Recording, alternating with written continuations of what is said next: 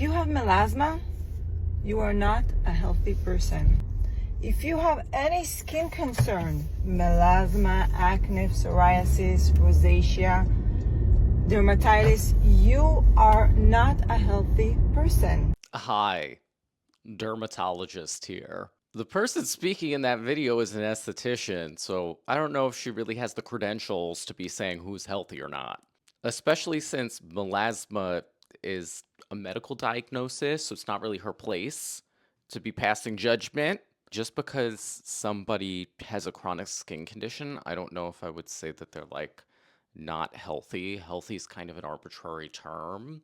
So, I mean, yeah, let's see where she's going with this. There is a direct correlation between your skin and your gut health, your gut bacteria. You are what you eat, and your skin is a direct reflection of your nutrition, is what you eat and what you drink.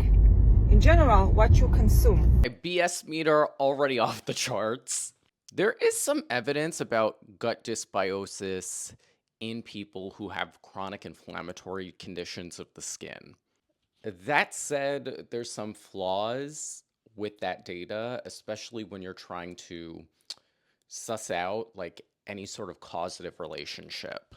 Oh, these people have gut dysbiosis. That must be why they have inflammatory diseases, when really they're chronically inflamed, and maybe that's affecting the gut microbiota.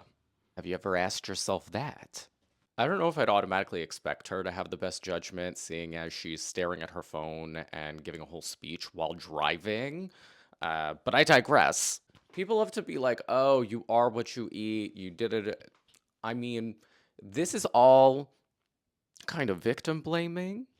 Don't get me wrong, there's risk factors associated with all kinds of medical diagnoses, but I think making the blanket statement of just trying to insinuate that people are suffering with these conditions because of what they eat and drink is not only short-sighted, it's kind of an a-hole thing to do.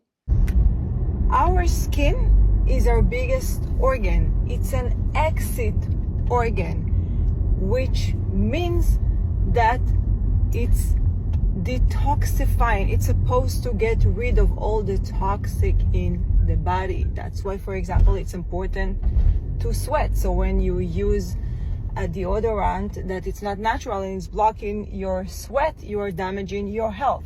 That's not true. A lot of people talk about like the skin as an elimination pathway and sweat detoxifying the body. That's not how it works. The purpose of sweating is temperature regulation. We are not detoxing our bodies by sweating. Our main detoxification organs are our liver and our kidneys. Those are like the elimination organs. The whole thing about not using a natural deodorant and that making people less healthy, no evidence of that. None. And that's been scrutinized a lot because of theories like this. So, more BS. So what does it mean, healthy gut? So we already know that melasma is due to hormonal changes in the body. But have you ever stopped to think what throw off those hormones off balance? Did your doctor, did your dermatologist, did your gynecologist ever talk to you about that? Probably not, because unfortunately doctors these days are illegal drug dealers. Their mission in life is to make you a lifetime customer, to make money, to big pharma. Melasma is not due to a hormonal imbalance. It is hormonally sensitive, that's true. And some people's melasma won't show up until they have an altered state in their hormones. That's why a lot of people notice it for the first time during pregnancy. Hormone levels change during pregnancy and they're supposed to. Other people might notice flaring of melasma if they're using hormonal contraception or using some other hormonal treatment too, because if you put in greater input, yeah, you're going to see more flaring. But having melasma does not mean that somebody has a hormonal imbalance, which maybe this person would know, if she actually studied dermatology, which she didn't. I'm also tired of people just being like, oh, doctors are drug dealers. She says here, illegal drug dealers, as if prescription drugs are illegal. Let me tell you something about dermatology. Let's take melasma, for example. My approach is usually telling people about aggressive sun protection as like the number one thing. So essentially making a lifestyle change is like the number one thing that's going to help them. It's like using sunscreen, wearing hats, like trying to seek shade, things like that. Beyond that, probably the two most prescribed drugs for melasma are tretinoin and hydroquinone, which have both been generics for a very, very long time. They're very cheap. Drug companies don't make a lot of money off of that. So, like, I don't see what the point is here. We're not trying to make people lifelong customers. Something like melasma is actually a chronic condition. So we could put it into remission for a long time, and people can be able to go without treatment for a long time too. That's always my goal.